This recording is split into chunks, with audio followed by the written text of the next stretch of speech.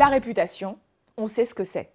Cela étant, il est facile de se faire une idée de ce qu'est l'irréputation. Mais rester sur une impression vague n'est pas toujours une bonne idée, et à l'inverse, clarifier des notions qui semblent évidentes est parfois un bon exercice. Nous avons donc demandé à nos invités de définir l'irréputation. Et voici ce qu'ils en disent. L'irréputation, je dirais que c'est la gestion de l'image de l'entreprise sur Internet. C'est tout ce qui se dit sur une marque ou une entreprise ou une organisation sur Internet.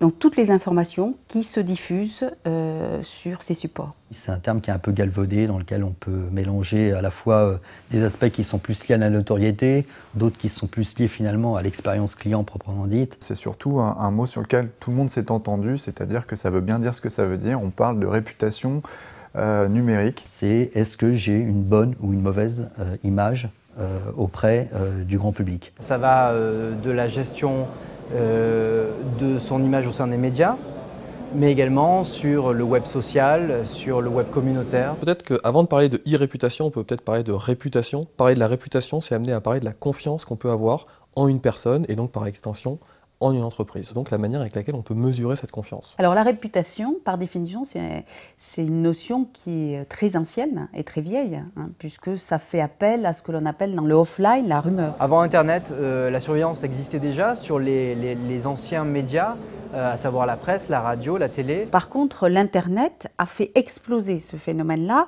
parce qu'il est très simple, notamment avec les réseaux sociaux, d'envoyer un message à une rumeur à 200 personnes qui vont elles-mêmes la transférer à 200 autres.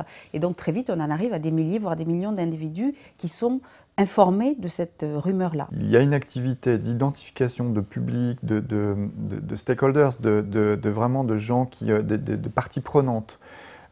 Qui sont donc des gens influents. Partie prenante, c'est l'ensemble des personnes qui vont publier des informations sur le net qui correspondent aux préoccupations de l'entreprise. Donc ça peut être des journalistes, des blogueurs, ça peut être également des élus, ça peut être des ONG, des associations spécifiques. À partir du moment où ils publient une information qui a un impact sur l'entreprise, alors on devient un stakeholder de l'entreprise. Selon nous, ça se joue en temps réel.